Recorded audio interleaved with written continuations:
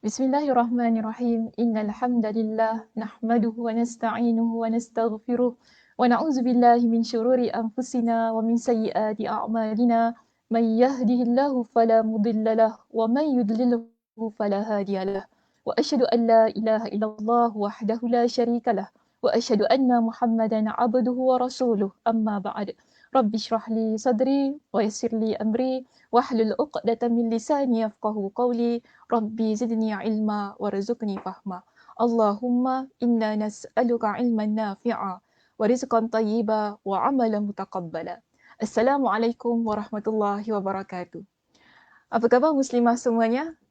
Saya harap semuanya sudah bersedia di hadapan laptop masing-masing, di hadapan smartphone masing-masing untuk mengikuti pengajian kita buat pertama kalinya di Masjid Kampung Siglap. Background dalam rumah, okey? Tapi sebenarnya kita berada di ruangan Masjid Kampung Siglap. Jadi terima kasih juga saya ucapkan kepada semua yang sudah lama menantikan. Dah nak agak berapa minit juga kita ni. Nak dekat masuk 20 minit barulah kita bersiaran. Dan alhamdulillah hari ini untuk perbincangan kita yang pertama, pada sesi yang pertama, kalau semua orang lihat pada poster kita kan, kita akan buka kitab Ad-Da' wa Ad-Dawa. Okay, so this is the book. Kitab ini. Kita akan bincangkan kitab ini. Ya, saya tahu mesti ramai kata, ramai juga yang bertanya kepada saya, Ustazah, kitab ni yang bincang di Masjid Darul Ghufran kan? Ya, betul, tak salah. Kitab ini kita dah pernah bincangkan di Masjid Darul Ghufran. Dalam kuliah yang nama juganya sama kan, penawar hati. Cuma di sini penawar hati muslimah, dia tambah belakang tu. So, tapi kitab ni kita dah habis bincangkan dan sekarang di Masjid Darul Ghufran dah masuk kepada sesi yang kedua. Kan? Jadi hari ini kita beri ruang kepada Masjid Kampung Siglap untuk memulakan pengajian ini semula. Jadi siapa yang pernah mengikuti kelas saya dalam siri penawar hati yang pertama di Masjid Darul Ghufran dan mereka mengikuti di muka surat yang terakhir ke apa kan, sebab ramai tanya ada tak saya nak buka kitab ini sekali lagi di tempat lain, dan alhamdulillah Masjid Kampung Siglap memberi ruang kepada kita untuk membuka kitab ini. Dan bagi mereka yang tak dapat mengikuti pengajiannya daripada awal, dan di sinilah kita akan mula untuk membincangkan kitab tersebut. Okey, dan hari ini alhamdulillah kita bertemu untuk membincangkan bab kita yang pertama. Namun sebelum itu, sebelum kita bincangkan bab kita yang pertama, saya ingin menerangkan apa sebenarnya yang dimaksudkan dengan Ad-Da' wa Ad-Dawa. Okey, nama kitabnya Ad-Da' wa Ad-Dawa. Kalau kita lihat pada perkataan Ad-Da'. Ad-Da' ni maksudnya penyakit. Okey? Ad-Da' maksudnya adalah penyakit. Dawa' adalah ubat. Jadi, kalau dalam bahasa Melayunya, penyakit dan ubat. Ataupun dalam bahasa yang lebih cantik, penyakit dan penawar. Maka di sini, kita ada penyakit. Kan? Kita ada penyakit. Kemudian, kita perlu cari ubat ataupun penawar bagi penyakit tersebut. Dan kuliah kita penawar hati. Hati kita ni sakit macam mana? Itu soalan bukan statement. Okay. Hati kita ni sakitnya macam mana? Saya kadang-kadang pelik juga kan. Ramai orang nak buka kelas penawar hati ni. Untuk muslimah, orang perempuan ni memang banyak sakit hati ke? Memang selalu sakit hati ke orang perempuan ni? Hingga sampai kita ni perlu cari penawar tu, perlu ada kelas yang bersiri-siri untuk penyakit hati ni bagi khas untuk muslimah. Bagi saya beginilah muslimah, penyakit hati ni dia bukan hanya dijangkiti ataupun terkena kepada orang perempuan saja. Tak kira sama ada muslimah ke, muslimin ke, muslimin muslimat. Kedua-dua insan ini, okay, kita ni ada potensi untuk terkena penyakit hati. Ataupun kita ada penyakit hati dalam diri kita ini. kenapa kita kena cari penawar? Kenapa kita tak boleh biarkan penyakit hati tu dalam diri kita? Ini satu persoalan. Kenapa kita boleh-boleh mesti cari, mesti kita buang penyakit tu dalam hati kita? Sebab begini, penyakit hati ni, dia akan menyebabkan hidup kita jadi tidak tentu arah. Dia berbeza dengan penyakit kita yang kita kata penyakit demam, penyakit sakit tangan ke, kan? Ataupun sakit telinga ke apa. Dia selalunya penyakit-penyakit yang fizikal tu tadi, demam ke, selsema ataupun sakit gigi ke apa, dia adalah penyakit yang kebiasaannya tidak menyusahkan orang lain. Saya kata kebiasaannya, kebiasaannya. Walaupun kadang-kadang memanglah kita demam susahkan suami kita demam susahkan anak kita, kadang-kadang begitu. Tapi kebiasaannya tidak. Sebab apa? Kita yang tanggung penyakit itu sendiri. Tetapi kalau orang dia ada sakit hati, saya ulang balik statement saya, kalau orang dia ada sakit hati, penyakit hatinya itu bukan sekadar menyusahkan diri dia, tapi dia akan menyusahkan orang yang ada di sekitar dia. Sebab tu bahaya. Orang yang ada penyakit hati. Dan mereka yang ada penyakit hati itu tadi, dia perlu berusaha untuk sembuhkan hati dia. Bersihkan hati dia daripada perkara-perkara yang boleh merosakkan diri dia dan juga merosakkan orang di sekitar dia. Sebab itu, dalam hadis Nabi ada kata apa? Dalam diri kita ni ada seketul daging, segumpal darah. Jika dia baik, maka baiklah keseluruhan jasad kita. Tapi kalau segumpal darah yang ada dalam diri kita itu tadi, dia jadi rosak, maka rosaklah keseluruhan tubuh badan kita. Nabi kata itu adalah hati. Kalau hati kita baik, semuanya akan jadi baik. Tapi kalau hati kita rosak, hati kita jahat, semuanya akan jadi jahat. That's why penting kita jaga hati yang kita ada ni. Jika kita tahu ada rasa sakit hati dengan orang, benci dengan orang, cemburu. Ini penyakit hati. Nanti orang tanya, soalan penyakit hati tu apa? Penyakit hati tu adalah cemburu, dengki, kan? Benci, suka tak suka, orang tak buat salah dengan kita pun tak suka, kan? Tengok orang, menyampak, benci, itu ini masalah. Sebab orang tak buat salah pada kita. Kenapa kita perlu ada perasaan-perasaan yang sedemikian? Kita nampak orang lain, contoh, kita nampak orang lain, dia bahagia, mata kita merah. Kenapa kita mesti mata merah? Mata merah ni bukan sebab dia mata sakit mata, bukan gitu. Tapi sebab kita geram, kita benci, kita tak suka. Orang itu ada nikmat yang Allah berikan kepada dia. Tapi kalau kita fikir secara waras, perlukah kita nak rasa sedemikian? Betul tak? Perlu tak kita nak rasa benci dengan orang-orang tu kaya? Kita benci aku orang kaya. Orang tu bahagia, kita tengok kehidupan dia bahagia, dia best student ke, dia ada suami yang baik ke apa, kita benci. Dia ada kereta, kita benci, tak suka. Tapi kalau kita ni orang yang ada pemikiran yang waras, kan, orang yang ada boleh berfikir secara betul, kenapa kita mesti nak ada perasaan yang sedemikian? Tak seharusnya. Sebab kita kena ingat, Nabi SAW ada beritahu kepada kita dalam hadis yang diriwayatkan oleh Imam Al-Bukhari. Nabi pesan kepada kita, la tabaghadu wa la tahasadu wa la tadabaru wa kunu ibadallahi ikhwana. Janganlah kalian jadi orang yang saling membenci. Kita ni jangan benci, jangan jadi orang yang saling membenci antara satu dan yang lain. Tak ada perkara-perkara tiba-tiba benci. Nabi larang hal yang sedemikian. Nabi kata juga, wala tahasadu. Jangan kalian jadi orang yang saling berdengki. Kita tengok orang lain bahagia, kita dengki. Tengok orang lain ada kereta, kita dengki. Kita sebab apa? Kita naik motor je contohlah kan. Kita naik motor, benci. Kita naik bas, contoh. Benci aku orang tu ada kereta. Kenapa kita nak benci? Kita lihat orang tu duduk rumah 5 room flat, kita cuma duduk rumah 3 room flat, kita benci. Tapi saya duduk rumah 3 room flat pun alhamdulillah, cantik juga rumah saya. Itu maknanya bagaimana kita ni nak hilangkan perasaan-perasaan yang begini. Nampak orang lain ada nikmat kebahagiaan, Jangan sampai nikmat dan kebahagiaan yang dimiliki orang lain membuat kita jadi sakit hati. So, dalam kalau kita nak ulang balik dalam hadis tadi, Nabi kata apa? Wala tadabaru. Jangan kalian saling berpaling wajah. Maknanya memalingkan diri kalian. Memalingkan diri kalian tu ialah kita jumpa kawan kita jumpa ahli keluarga kita buang muka. Dan Nabi pesan, wa kunu ibadallahi ikhwana. Dan jadilah kalian hamba Allah yang saling bersaudara. Sebab begini muslimah, bila kita ada dalam hati kita ni, kita ada rasa benci, dengki, saling membelakangi antara satu dan yang lain, inilah yang menjadi punca hati kita dijangkiti penyakit tu tadi.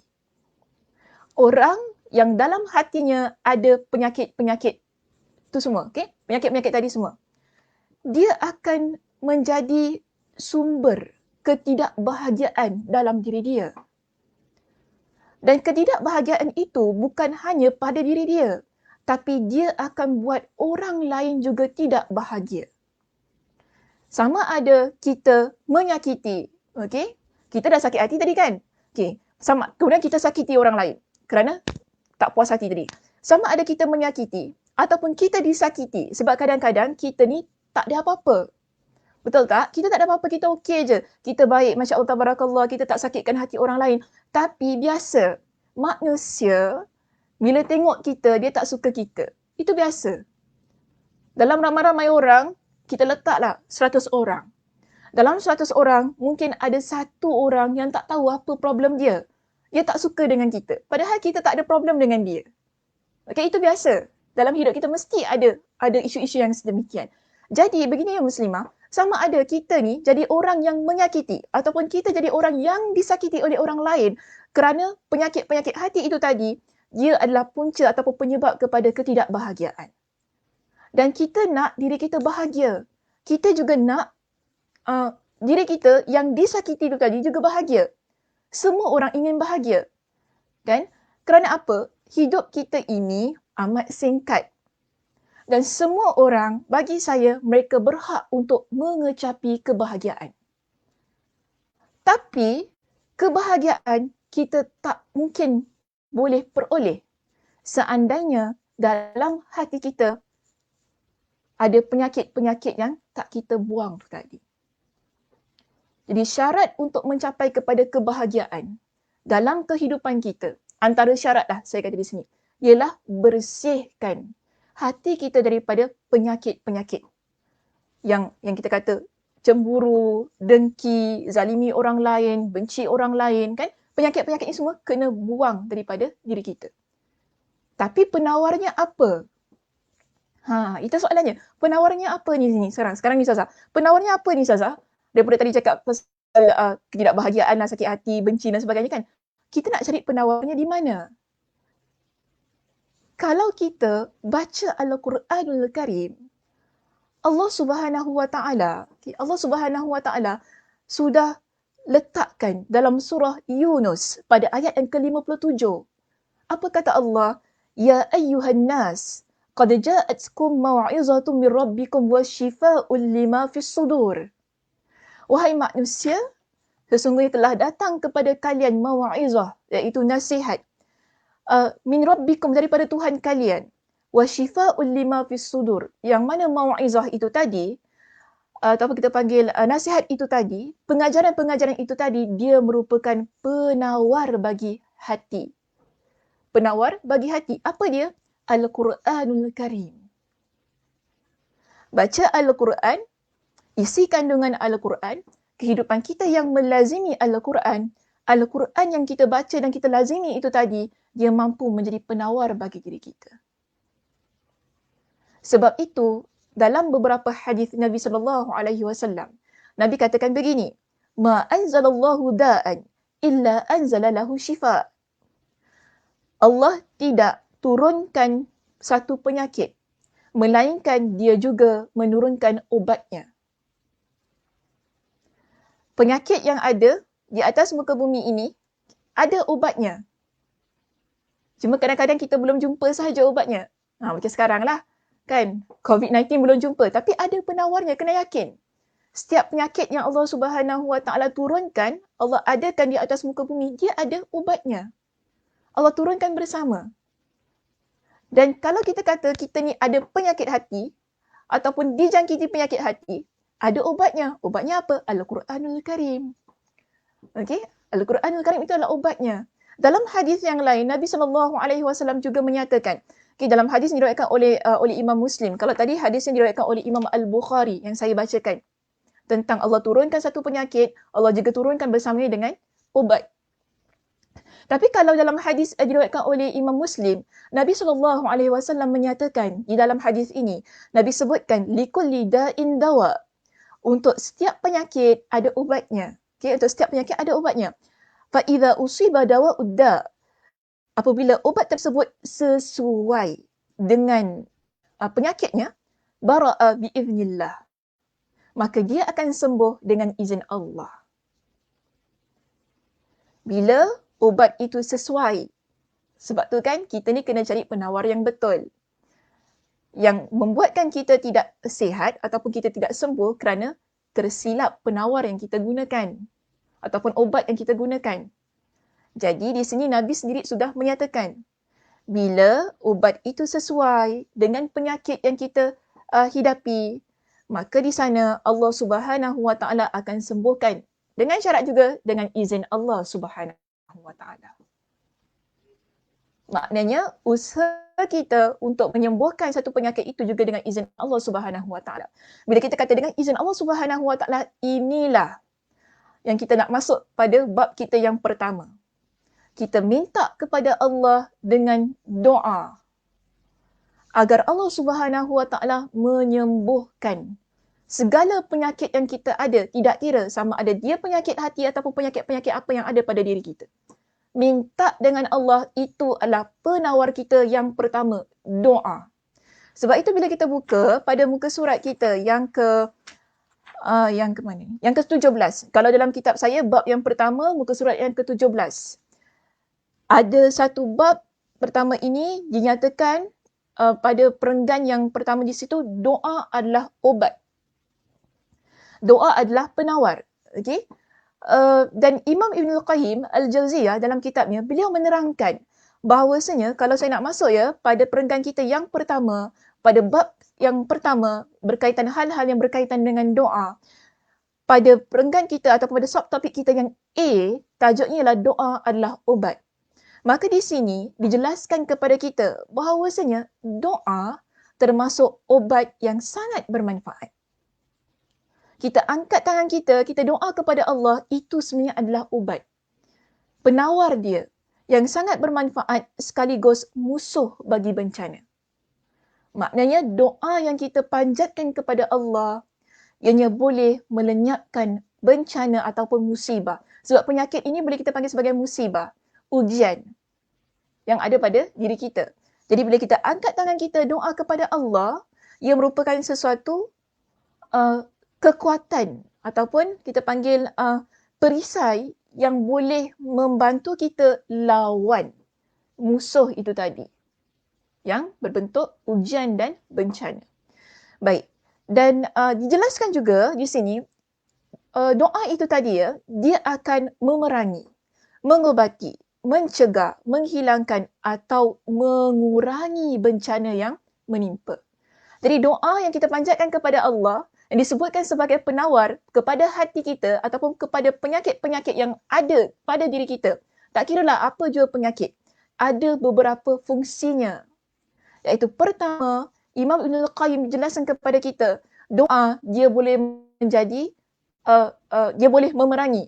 Dia boleh memerangi, mengobati. Okay, dua, mengobati. Ketiga, mencegah. Keempat, menghilangkan. Kelima, mengurangi bencana yang menimpa kita. Jadi 5, okay, 5 boleh saya kata fungsi ataupun peranan lah doa yang kita panjatkan kepada Allah Subhanahu Wa Taala. Sebab itu penting doa, jangan sesekali kita meninggalkan doa. Mungkin kadang-kadang kita rasa kita ni kalau susah, kita ni ada perasaan-perasaan yang tidak enak dan sebagainya kan. Mungkin ramai antara kita yang lupa untuk berdoa kepada Allah.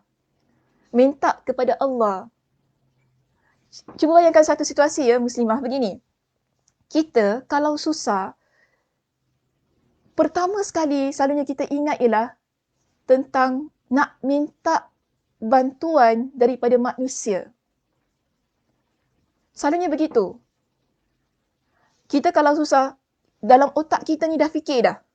Kan? Dah fikir macam-macam. Kita dah list down dah nama-nama orang yang kita nak telefon, nama-nama orang yang dah kita nak jumpa kan. Sekejap lagi aku nak jumpa Ustazah Sakinah lah. Sekejap lagi aku nak pergi masjid Kampung Siglap lah. Nak minta tanya dengan ustaz-ustazah kat sana lah. Kalau tak pun tu tengoklah kuliah penawar hati tu. Apa ada kat kuliah penawar hati tu boleh sakitkan, boleh sembuhkan hati aku. Kita fikir semua ataupun kita cari solusi lain kan, lain yang mana kita terlupa solusi kita yang pertama, iaitu solat, doa, minta pada Allah.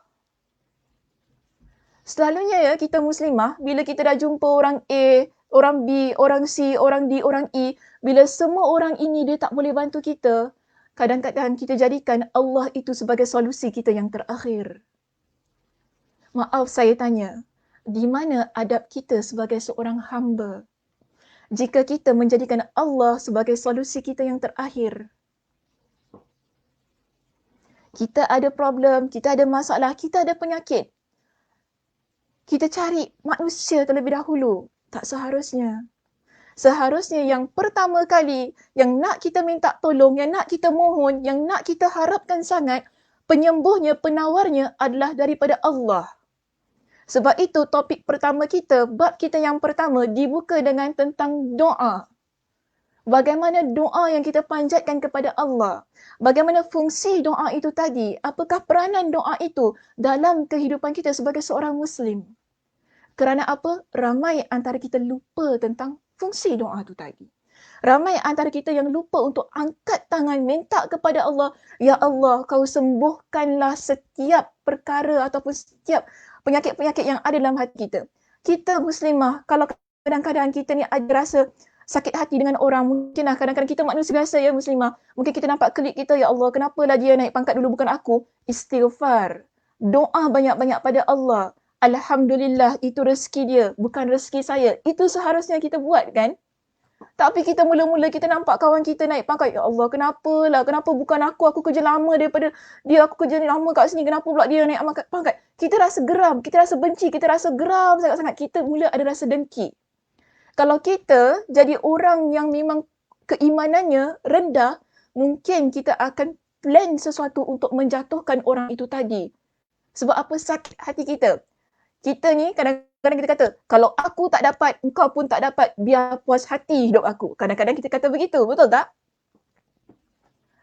Tapi kalau kita jadi insan yang sentiasa angkat tangan kita, doa, minta kepada Allah, penyakit-penyakit ini insya-Allah, terutamanya penyakit hati yang ada dalam diri kita, insya-Allah, kalau dia hinggap pun, dia akan mudah keluar. Sebab itu penting doa. Minta kepada Allah. Ya Allah, sekarang ni aku rasa sakit hati, Ya Allah, ampunkanlah aku. Alhamdulillah, itu bukan rezeki aku, itu adalah rezeki dia. Mungkin ada rezeki aku yang lain. Apa salahnya kita doa sedemikian Muslimah? Tak salah kan? Mungkin ada anak orang lebih pandai daripada anak kita. Kita geram, kita benci. Alah, mungkin kawan kita kadang-kadang biasalah muslimah-muslimah ni kan. Tak suka sangat kalau orang share anak dia pass examination kan. Dapat A, straight A's ke apa, dapat distinction ke apa. Kita kalau nampak kawan kita letak dekat Facebook ke, letak dekat IG ke, kita dah mula cakap. Dia kata, macam anak dia seorang, dia pandai. Anak aku pun pandai juga. Kita dah mula. Kita tengok gambar orang, macam dia seorang, dia buat gini, menyampah aku, benci aku. Kita akan cakap hal-hal yang sedemikian. Tapi sebelum kita lontarkan ucapan-ucapan yang begitu, kenapa kita tak doa? Doakan kebaikan untuk orang lain. Bila kita doakan kebaikan untuk orang lain, dia sebenarnya merupakan satu bentuk mendoakan untuk kebaikan diri kita juga. Betul tak? Jangan lupa dengan sebuah hadis yang lain, Nabi SAW mengucapkan, sesiapa yang mendoakan saudaranya tanpa pengetahuan saudaranya, dia doakan yang baik-baik untuk saudaranya, saudaranya tak tahu. Sebab itu, kita ni juga ya muslimah, kalau kita upload something dekat Facebook, dekat IG, mana-manalah. Kalau tak ada orang komen, tak ada orang doa, kita pula jangan sakit hati. Kenapa tak ada orang doakan aku ya? Kenapa tak ada orang cakap amin ke apa ya? Orang ni memang dengki kat aku. Kita pun masalah juga kadang-kadang kan. So kita di sini, mungkin ramai orang mendoakan kita tanpa pengetahuan kita. Kan? Ramai orang mendoakan kita tanpa pengetahuan kita. Itu bagus sebenarnya. Kerana Nabi kata, kita ni bila kita mendoakan orang lain tanpa pengetahuan saudara kita itu tadi, ada malaikat yang ada di atas kepalanya yang akan mengaminkan doa itu dan mendoakan perkara yang sama untuk kita. Sebab itu, doa itu penting. Nampak sesuatu, doa untuk dia. Itu penawarnya. Supaya kita tak jadi orang yang sakit hati. Kan? Kita nampak kawan kita excel atau dia berjaya dalam sesuatu perkara. Alhamdulillah, Masya Allah, Tabarakallah. Moga Allah Subhanahu Wa Ta'ala juga memberikan peluang yang sama kepada saya. Itu rezeki dia. Alhamdulillah. Kita pun usahalah, jangan kita duk tengok Allah tak bagi saya, Allah tak bagi saya. Kalau kita tak usaha, bagaimana Allah nak berikan kepada kita? Kadang-kadang kita problem juga ya muslimah. Ini masalahnya kalau ada penyakit hati ni. Kita sakit hati dengan orang tu, penyakit hatinya banyak. Tapi usahanya tak banyak. Sebab tak usaha, kita tak jadi orang yang mana nak mengupgrade apa yang maksud? Nak meningkatkan diri kita ke arah yang lebih baik. So kalau kita nak jadi orang yang berjaya, bermakna kita kena usaha ke arah yang lebih baik. Masalahnya sekarang kita ni sakit hati dengan orang, kita tak usaha. Kita duduk hanya melihat sahaja. Duduk-duduk lihat orang tak suka, lihat orang benci, lihat orang menyampah. Tapi kita tak buat apa-apa, sekadar duduk dan melihat. Itu tak jadi apa-apa. Dan jangan jadi kawan syaitan. Syaitan suka orang yang sedemikian. Dia memang sentiasa tunggu je. Kalau kita ni ada penyakit-penyakit hati ni, dia akan cocok kita sampai kita buat sesuatu untuk menjatuhkan orang lain. Sebab itu bila kita dahului setiap nikmat yang ada pada orang lain, kita dahului ia dengan doa. Dan kalau apa-apa yang berlaku pada diri kita, kita juga dahului ia dengan doa. Bermakna kita ingat Allah, Allah lah yang menetapkan sesuatu. Kita minta bantuan daripada Allah. Itulah tempat yang paling aula, itu paling utama untuk kita minta. Sebelum kita pergi kepada manusia untuk minta bantuan. Sebab itu ya muslimah, di sini ada sebuah hadis yang Nabi SAW sebutkan dalam yang diriwayatkan oleh Al-Hakim. Tapi hadis ini dhaif lah. Okay, saya sebutkan awal-awal. Hadisnya dhaif. Namun dimuatkan dalam kitab ini. Tapi tak mengapa, boleh ambil mafhumnya. Sebab bagi saya, mafhum ataupun pengajaran daripada hadis ini, intipati, isi kandungan daripada hadis ini, dia adalah sesuatu yang disepakati oleh majoriti ulama. Semua ulama sepakat bahawasanya doa itu adalah senjata bagi seorang mukmin. Okay, walaupun hadisnya adalah dhaif. Jadi di sini kita ambil intipati ataupun pengajaran daripada hadis tersebut. Yang mana di sini disebutkan bahawasanya ad-du'a'u silahul mu'min. Doa dia adalah senjata bagi seorang mukmin. Dan Nabi kata wa imaduddin, doa itu adalah tiang bagi agama. Wa nurus samawati wal ard. Doa adalah cahaya bagi langit dan bumi. Dan kita nak ambil ke depan tadi tu. Doa dia adalah senjata kita sebagai seorang mukmin. Senjata yang bagaimana? Dia boleh lawan. Sebab itu kalau kita ni ada penyakit hati, kita doa kepada Allah, minta dihilangkan penyakit itu, dengan dalam masa yang sama kita doakan kebaikan untuk orang lain, bahkan juga kebaikan untuk diri kita, dia akan jadi senjata untuk ting-ting-ting untuk ni lah pakai pena, untuk ting-ting-ting untuk kita tolak semua benda-benda yang nak masuk dalam hati itu. Okey, baik. Seterusnya kita lihat di sini. Kalau saya nak terus masuk kepada hadis yang berikutnya. Okay, sebab saya tak boleh nak baca word by word lah di sini kan. Nanti dia ambil masa yang begitu lama. Kalau kita nak lihat pada hadis yang seterusnya, di situ disebutkan masih lagi dalam riwayat Imam Al-Hakim dalam kitab sahihnya, dalam kitab Al-Mustadrak, iaitu ada sebuah riwayat daripada Aisyah radhiyallahu anha yang mana dia mengatakan bahawa Rasulullah SAW bersabda, la yughni hadharun min qadar. Sikap waspada tidak mampu menolak takdir. Sikap kita yang berhati-hati. Macam mana? Contoh, sekarang ni kita berada dalam keadaan, saya ambil contoh situasi kita sekarang ini. Kita berada dalam keadaan COVID-19 kan? Kita ni sekarang semua berada dalam keadaan yang berhati-hati. Bagaimana berhati-hati? Kita jaga diri kita, stay at home kan, guna pelitup, jaga social distancing dan sebagainya. Ini adalah usaha kita untuk menjaga diri kita dan orang di sekitar kita. Tapi adakah ia menjamin? Tidak juga. Sebab itu tadi dikata, la yughni hadharun min qadar. Sikap waspada tidak mampu menolak takdir. Tapi kalau Allah tetapkan kita untuk kena, kita kena juga penyakitnya. Betul tak? Sebab kita juga banyak kes yang kadang kita tak tahu dapat daripada mana penyakit itu. Sedangkan kita dah pakai pelitup, kita dah buat, kita jaga social distancing kita dengan orang di sekitar kita, tapi tetap kita kena. Itu maksudnya dengan sikap kita berwaspada ini ataupun berjaga-jaga, dia belum tentu untuk menolak takdir. Kalau Allah takdirkan kita terkena satu penyakit, terkenalah kita. Yang kita buat sekarang adalah usaha kita supaya tidak terkena. Okey. Kemudian disebutkan dalam hadis ini, wad-du'a'u yanfa'u mimma nazala wa mimma lam yanzil. Tapi jangan lupa, kita tadi berhati-hati kan? Ada satu lagi usaha kita yang paling power. Kalau kita kata powerful, lebih powerful daripada sikap kita berhati-hati, iaitu doa.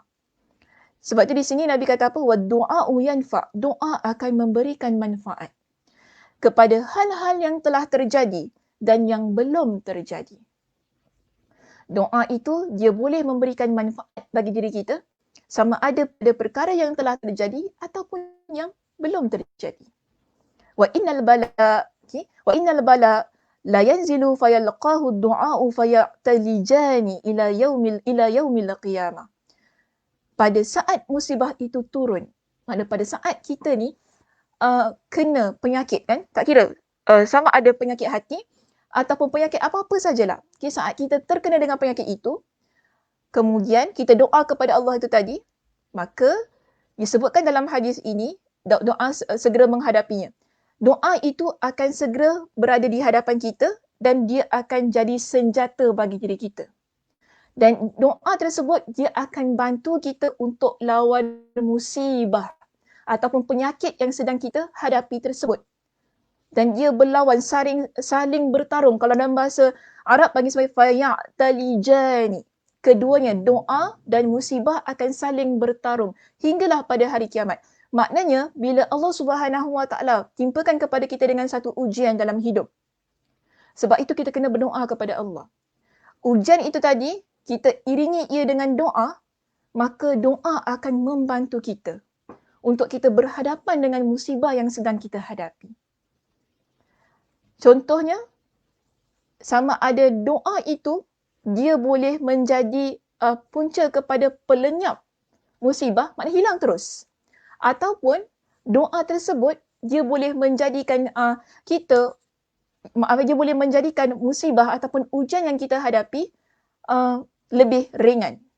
Lebih ringan. Kita tak kata ujian tu hilang terus, tapi kita berhadapannya dengan keadaan yang lebih tenang, lebih relax, lebih tabahlah ketika berhadapan.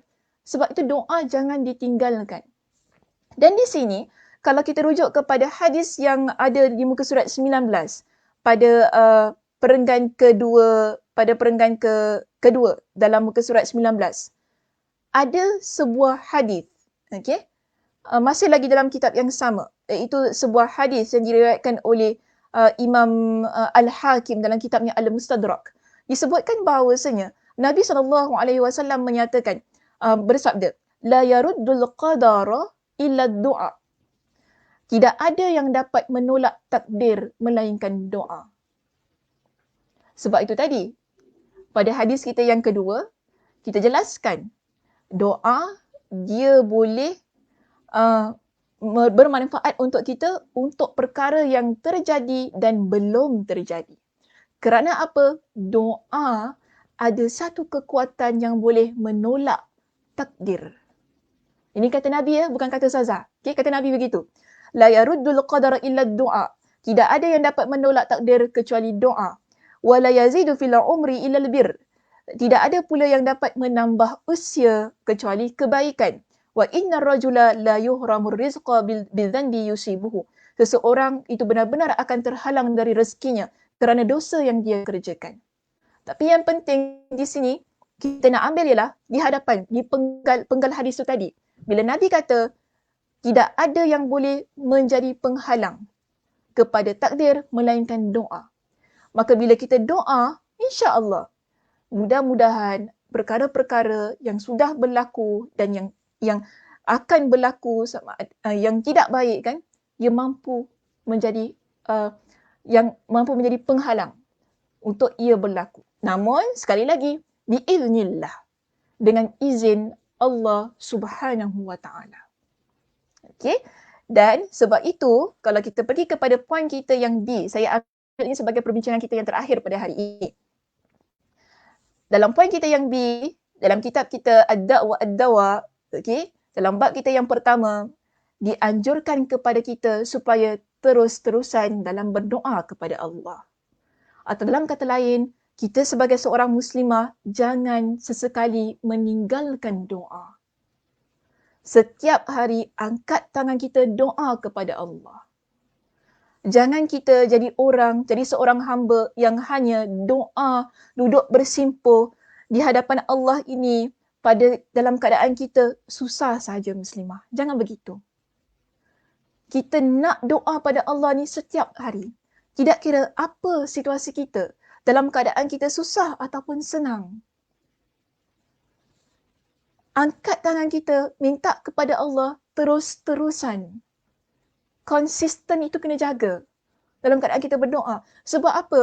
Kenapa kan disebutkan begini? Kerana kita sebagai manusia, kebiasaannya kita hanya ingat Allah, nak duduk di hadapan Allah ini, angkat tangan berlama-lamaan, doa di hadapan Allah dalam keadaan kita susah. Tapi bila kita senang, bila kita dalam keadaan yang happy, dalam keadaan kita ni tak ada masalah, tak dirundung dengan problem, kita lupa untuk lama angkat tangan kita doa kepada Allah. Kalau kita doa pun, Rabbana atina fid dunya hasanah fil akhirati hasanah qina azabannar, dah habis. Dah, Allah tahulah apa yang ada dalam hati kita. Macam itu kita doa. Itulah keadaan kita senang. Beza. Bila kita susah, ya Allah, rasa kan nak bangun tu daripada sejadah tu, lambat nak bangun. Rasa nak doa je pada Allah. Selagi Allah tak kabulkan, selagi itulah kita rasa kita rasa tak puas hati. Kita kalau boleh waktu tu doa, waktu tu jugalah kita nak Allah kabulkan doa kita. Begitu keadaannya. Sampai begitu sekali. Sebab itu, mesti kita ni jadi orang yang terus-terusan berdoa kepada Allah. Kerana Allah juga melihat siapa di kalangan hamba-Nya yang sentiasa ingat kepada Dia. Sebab itu ya di sini, kalau kita lihat dalam Sunan Ibn Majah, dalam sebuah riwayat daripada Abu Hurairah radhiyallahu an, beliau mengatakan bahawa Rasulullah sallallahu alaihi wasallam bersabda, Nabi kata apa? Man lam yas'alillah yaghdab alaih. Siapa yang tidak meminta kepada Allah, nescaya Allah akan murka kepadanya. Allah ni muslimah, Allah yang dah maha segala-galanya ni, Allah maha pengasih, maha penyayang. Allah cinta kepada orang yang minta kepada Dia. Itu beza Allah dengan makhluk ciptaan Dia. Kita ni sebagai manusia, kita tak suka orang minta kepada kita kan? Kita kalau dengar ada orang nak request something, kita dah ada je nak minta tu, ada je nak minta ini, bagi tu nak ni, bagi tu nak ni. Kita akan jadi orang yang sedemikian. Kita tak suka orang minta-minta dengan kita. Kita tak suka, apa ni minta-minta ni? Apa, tak malu ke apa? Sikit nak minta. Hari tu dah minta ni, nak minta lagi. Kita manusia, kita gitu. Tapi beza. Allah yang maha segala-galanya. Hari ini kita minta dengan Allah. Pagi tadi kita dah minta dengan Allah. Tengah hari tadi lepas solat zuhur kita minta lagi. Lepas asar kita minta lagi. Lepas maghrib kita minta lagi. Minta berulang kali. Allah tak marah. Bahkan yang buat Allah murka bila kita jadi hamba yang tidak mengangkat tangan minta kepada Dia. Allah cinta kepada orang yang banyak berdoa kepada Allah. Sebab itu kalau kita rujuk dalam hadis yang berikutnya, apa kata Nabi? Pada hadis yang terakhir ya, lihat dalam Al-Auza'i, perenggannya. Al-Auza'i menyebutkan dari Az-Zuhri, dari Urwah, dari Aisyah radhiyallahu anha. Dia, iaitu Aisyah, mengatakan bahawa Rasulullah sallallahu alaihi wasallam bersabda, "Innallaha yuhibbul mulihin fid du'a." Sesungguhnya Allah menyukai orang-orang yang terus-menerus mengulang-ulang ketika berdoa. Maknanya Allah cinta orang yang sentiasa tanpa henti ulang doa yang dia panjatkan kepada Allah. Kerana apa? Bila kita menjadi insan yang sentiasa meminta kepada Allah, bermakna kita sedar kita adalah hamba. Kita sedar kita ni tak layak untuk sombong. Kita sedar setiap apa yang berlaku, setiap apa yang kita ada adalah milik Allah.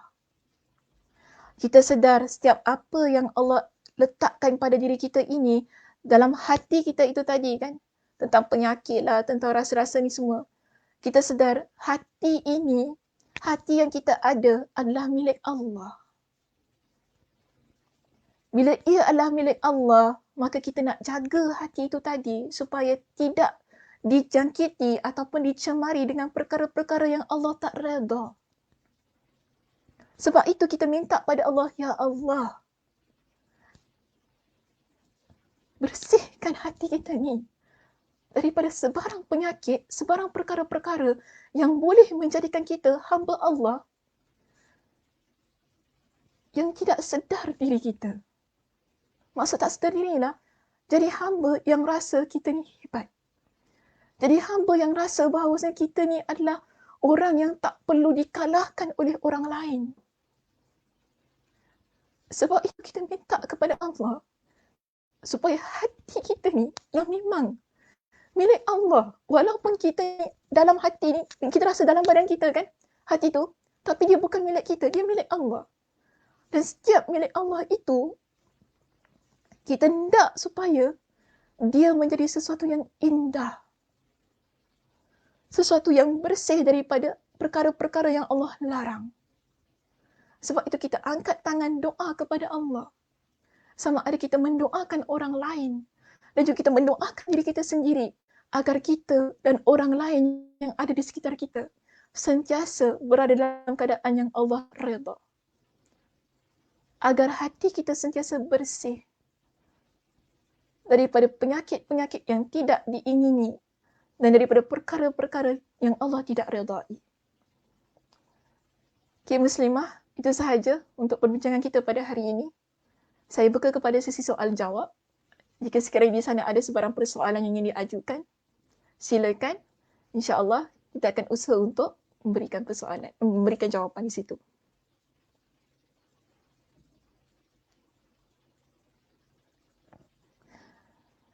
Okey, Puan Marlina Tukimin. Okay, ada soalan daripada Puan Marlina di sini. Ustazah, nak tanya, walaupun dah berkali-kali kita berdoa tapi belum dikabulkan lagi, apakah yang harus dilakukan atau gimana kekurangan dari kita? Begini ya, Puan Marlina. Jangan berhenti berdoa. Satu. Tak kira berapa lama pun kita berdoa kepada Allah. Tak kira 10 tahun, 20 tahun, 15 tahun sampai kita meninggal, teruskan berdoa. Jika doanya baik. Kan? Saya rasa doanya mestilah baik kan? Sebab begini, dalam hadis Nabi yang lain, Nabi kata apa? Doa yang kita panjatkan, mafhumnya ya, doa yang kita panjatkan kepada Allah, potensi untuk dikabulkan itu besar. Potensi untuk dikabulkan itu besar. Sentiasa ada peluang dan ruang yang untuk dikabulkan oleh Allah Subhanahu Wa Taala, melainkan selama mana kita tidak berdoa sesuatu doa yang berunsur kemaksiatan. Kita tak doa perkara-perkara yang memutuskan silaturahim. Okey? Kalau kita tak doa tentang dua perkara ini, iaitu perkara kemaksiatan, perkara kemaksiatan macam mana? Kita doalah, mudah-mudahan ya Allah orang tu mati cepat lah. Contohnya doakan. Menyampah betul lah orang, biarlah mati cepat. Itu tak baik. Tak bagus. Walaupun kita kata dia jahat, Ustazah saya tak suka dia. Biarlah cepat Allah ambil nyawa dia. Itu doa yang tidak baik ya. Jangan doa sedemikian. Sebab ada juga orang tanya kepada saya, Ustazah ya Allah saya doakan biarlah dia mati cepat sebab mulut dia jahat Ustazah. Tak perlu. Doa yang baik-baik saja sedap pada dia. Tak sangka juga ada pula doa macam tu. Okey, kemudian kita doa perkara-perkara yang memutuskan silaturahim. Ini tak boleh. Namun, kalau doa kita yang terus-terusan kita doa tu tadi kan, tidak ada unsur-unsur yang dua tadi. Teruskan sahaja berdoa kepada Allah. Jangan putus asa. Sebab begini, bila kita berhenti berdoa, itulah detik permulaannya Allah Subhanahu Wa Taala tidak lagi melihat tentang doa yang dah kita panjatkan kepada Allah. Sebab ada dalam sebuah hadis yang lain, Nabi kata apa? Doa bila kita nak apa dalam bahasa Arabnya? Ma lam yasta'jil. Nabi kata begini, la yazalu yustajabu lil 'abdi ma lam yad'u bi ithmin au qati'ati rahimin. Ma lam yasta'jil. Ketiga. Satu, doa yang tidak ada unsur kemaksiatan, itu dosa. Doa yang tidak ada unsur kita memutuskan silaturahim. Doa yang tidak ada unsur isti'jal. Jadi para sahabat tanya kepada Nabi, mal isti'jal? Apakah dimaksudkan dengan isti'jal? Iaitu dia kata begini, saya dah doa tapi Allah tak kabulkan doa saya. Dah, saya malas dah nak doa. Terus dia berhenti doa. Maknanya dia tergesa-gesa nak supaya Allah kabulkan doa dia. So, di sini kalau kita berhenti daripada doa kita yang dah kita terus-terusan berdoa itu tadi, dia akan menjadi penyebab kepada tidak terkabulnya doa kita. Jadi nasihat saya kepada puan, teruskan saja doa itu tadi. Sebab begini ya puan, kita ni bila angkat tangan kita doa kepada Allah, bila Allah Subhanahu Wa Taala tidak kabulkan doa kita, dia ada 3 kemungkinan yang Nabi sebutkan dalam hadis yang lain. 3 kemungkinan itu apa dia? Pertama, Allah Subhanahu Wa Taala bila kita angkat tangan kita doa kepada Allah dengan tidak ada unsur-unsur yang tadi ya, yang dah saya sebutkan tadi.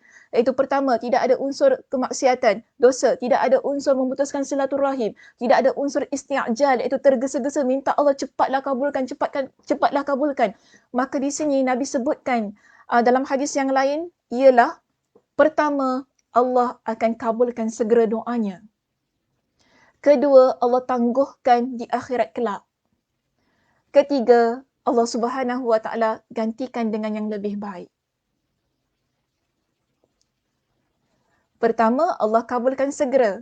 Itu yang selalunya kita nampak. Kita doa nak ini, Alhamdulillah. Allah kabulkan doa kita. Tak kiralah. Mungkin 2 tahun setelah itu, 3 tahun setelah itu. Tapi ada satu masa, Masya Allah, Tabarakallah, Allah kabulkan doa kita. Kan? Tapi ada juga satu keadaan yang mana kita lihat memang tak kunjung tiba pengabulan itu. Husnuzan kita kepada Allah bagaimana? Mungkin Allah tundakan ia di akhirat kelak. Allah nak bagi nikmat yang kita minta itu di akhirat kelak. Atau kemungkinan juga yang ketiga, Allah gantikan kepada kita dengan sesuatu yang lebih baik. Kerana jangan lupa puan, Allah ni maha mengetahui kerana Allah yang menciptakan kita. Allah maha mengetahui apa yang terbaik untuk kita. Kita minta A contohnya, kan? Kita minta A, tapi Allah tahu A itu tak baik untuk kita. Tapi Allah gantikan kita dengan B. Allah berikan sesuatu yang berbeza. Alhamdulillah, Allah gantikan dengan yang lebih baik. Contoh saya kata, mungkin ada orang dia doa kan, dia doa nak anak. Tak dapat anak. 10 tahun, 20 tahun, 15 tahun. Tak dapat anak. Lama doanya. Terus-terusan berdoa. Cuba lihat, orang yang tak ada anak tu tadi kan, saya nak minta, cuba lihat sekeliling dia. Bukankah Allah berikan dengan nikmat-nikmat yang lain pada diri dia? Allah berikan apa? Nikmat kebahagiaan. Betul tak? Allah berikan nikmat mungkin rezeki. Masya Allah, tabarakallah, rezekinya banyak. Allah berikan nikmat kesihatan kepada dia, kan? Ada rezeki yang lain yang Allah ganti kepada kita yang kadang-kadang kita terlepas pandang tu. Cuba lihat sekeliling kita. Bila ada doa kita yang tidak dikabulkan, mungkin ia tidak baik untuk kita dan Allah beri ganti dengan sesuatu yang lebih baik, lebih bermanfaat untuk dunia dan akhirat kita. Okey, mudah-mudahan puan, Allah kabulkan doa puan. Mudah-mudahan Allah Subhanahu Wa Taala juga memberikan kesabaran dan kekuatan di atas apa yang ingin diminta kepada Allah itu tadi, dan jangan berhenti berdoa. Dan jangan juga lupa husnuzan kita kepada Allah. Sangka baik kita kepada Allah. Kenapa Allah tidak kabulkan doa kita? Pasti ada yang terbaik untuk diri kita. Sebab tak semua perkara yang kita suka ianya baik untuk diri kita. Tentu ada hikmah yang kita belum nampak lagi. Yang mungkin 10 tahun akan datang, baru kita sedar, oh kenapa Allah tak bagi pada saya? Alhamdulillah. Hari ini baru saya nampak. Alhamdulillah. Akhirnya kelak kita akan jadi orang yang memang bersyukur kepada Allah. Dulu minta ini kan, tak dapat-dapat. Kenapa?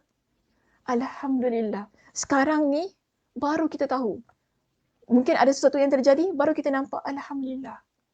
Rupanya Allah nak takdirkan begini pada satu saat tu, dan hari ni baru saya nampak, kenapa Allah tak kabulkan. Okey, jadi jaga husnuzan. Husnuzan ni hati juga ya, puan. Okey, hati kita, jaga hati kita. Husnuzan kita, sangka baik kita dengan Allah tu bagaimana. Okey. Baik, kita ada soalan yang kedua di sini daripada Puan Nurizan Abdul Rahman. Ustazah, apa yang kita kena sentiasa lakukan untuk kita memiliki hati yang sentiasa bersih? Apa yang perlu kita lakukan untuk memiliki hati yang sentiasa bersih?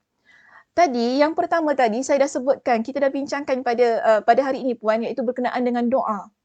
Pertama sekali, minta kepada Allah. Doa kepada Allah agar Allah Subhanahu Wa Taala berikan kekuatan kepada hati kita ini untuk sentiasa menjadi insan yang baik. Sentiasa menjadi insan yang memiliki hati yang bersih. Hati yang tidak ada perasaan dengki. Minta kepada Allah supaya hati kita ni ada, dia macam ni ya, doa tu supaya hati kita sentiasa ada sikap, ada sifat rahmah, ada perasaan sayang kepada orang yang ada di sekitar kita. Lebihkan, minta Allah lebihkan perasaan itu dalam hati kita. Jadi kalau ada perkara-perkara yang orang lain buat kepada diri kita ni kan, insya-Allah hati kita ni akan sentiasa dalam keadaan yang mantap tersebut. Walaupun saya kata kadang-kadang untuk first stage dia kan, untuk stage yang pertama, tahap yang pertama memang betul. Kadang-kadang kita ni, ya Allah, hai, geram betul aku dengan orang tu, bencinya aku dengan dia, geram ya macam tu. Perasaannya geram je, aku rasa nak tumbuk je orang tu kan. Macam nak slap je orang tadi kan. Kita rasa sendirikan, geram, hati kita sakit. Okey? Tapi bila kita doa kepada Allah, insya-Allah, percaya dengan kekuatan doa, dia akan hilang. Perasaan itu lama-kelamaan akan pergi. Okey, sebab tu kena terus-terusan berdoa kepada Allah. Dan kedua, sentiasa lazimi Al-Quranul Karim. Baca Al-Quran. Baca Al-Quran itu jangan kita tinggalkan, pembacaan Al-Quran kita jangan kita tinggalkan. Setiap hari baca, sebab Al-Quran itu Allah kata, tadi kan saya dah baca dalam surah Yunus pada ayat yang ke-57. 57 ke 58 tadi? Pada ayat yang ke-50, mana tadi? 57, maaf. Pada surah Yunus ayat yang ke-57, Allah kata Al-Quran itu adalah penawar bagi penyakit dalam hati kita. Kalau kita rujuk dalam surah Al-Isra pada ayat yang ke-82, Allah Subhanahu Wa Taala sebut wa nunazzilu minal Qur'ani ma huwa syifa, dan telah kami turunkan di dalam Al-Quran yang berbentuk dengan apa ni? Yang berbentuk sebagai penawar. Kalau kita rujuk dalam kitab tafsir Ibn Kathir, ketika beliau mentafsirkan ayat itu, surah Al-Isra ayat ke-82, beliau mengatakan bahawasanya apa yang Allah maksudkan dengan penawar ialah penawar bagi penyakit hati. Al-Quran yang kita baca, yang kita lazimi pembacaannya, dia akan jadi penawar bagi penyakit munafik, penyakit syirik, penyakit dengki, penyakit nak zalimi orang lain, semualah perkara-perkara yang tak baik ada dalam hati kita. Dia akan jadi penawar untuk hati itu tadi. Jadi sebab tu baca Al-Quran. Pertama ialah terus-terusan berdoa kepada Allah. Kedua, lazimi Al-Quran. Ketiga, ingat nikmat yang ada pada orang lain itu adalah nikmat dia. Allah berikan kepada kita dengan nikmat masing-masing. Semua orang ada rezeki masing-masing. Sebab kadang-kadang yang buat hati kita kotor ni lah bila kita tak suka dengan nikmat yang Allah beri kepada orang lain. Tapi kalau kita sedar rezeki semua orang memiliki rezeki masing-masing, hati kita akan bersih insya-Allah. Itu rezeki dia sudahlah, alhamdulillah. Doakan untuk dia. Mudah-mudahan bila kita berusaha lebih, kita juga akan dapat sebagaimana rezeki yang dia miliki. Doakan untuk dia. Okey? Dan kita jangan lihat setiap apa yang orang miliki itu dengan pandangan yang menyakitkan. Jangan kita lihat seseorang yang kita tak suka. Ni senang cakap. Kadang-kadang biasa ya muslimah, saya tak tahu orang lelaki ada tak penyakit ni. Kadang-kadang kita orang perempuan ada satu penyakit yang kalau menyampah dengan orang, menyampah berbakul-bakul. Minta maaf ya, menyampah berbakul-bakul. Tak tahu apa masalah dia. Tak suka. Menyampah aku tengok Ustazah Sakinah tu. Tak suka aku dengan dia. Tak tahu apa masalah dia menyampah dengan saya. Contohlah, nak bagi contoh dekat orang lain, takut salah pula. Bagi contoh untuk diri sendiri. Menyampah aku dengan Ustazah Sakinah tu. Menyampah. Itu yang gini, cakap berbual, ada orang begitu. Mungkin dia melihat saya dengan pandangan yang sedemikian. Cuma kita tak tahu apa problem dia. Apa problem dia yang nak... Tapi saya kata begini, kalau kita... Maaf ya, kalau kita ada rasa yang begitu, bermakna hati kita ada problem. So, kita tak nak jadi muslimah yang dalam jiwa kita ada penyakit-penyakit yang sedemikian. Tengok orang, padan muka dia, clap. Kan, contohnya, padan muka dia, aku happynya, dia padan muka dia, dia tak dapat tu, dia dapat. Ini masalah. Padahal orang tu tak ada problem dengan kita. So, ini penyakit hati. Kita nak bersihkan. Macam mana? Tadi saya kata doa, baca Al-Quran. Ketiga, lebih praktikal. Setiap apa yang orang lain miliki, setiap apa kelebihan yang dia ada, itu nikmat yang Allah berikan kepada dia. Alhamdulillah.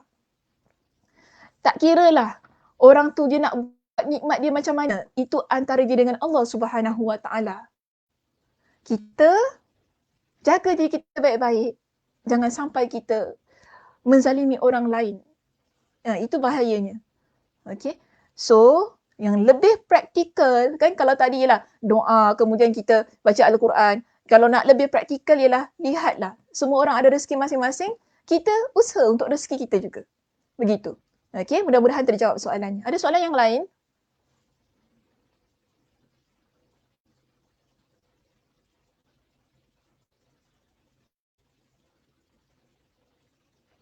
Okey, baik. Kita ada soalan daripada Puan Saba'atun Abbas.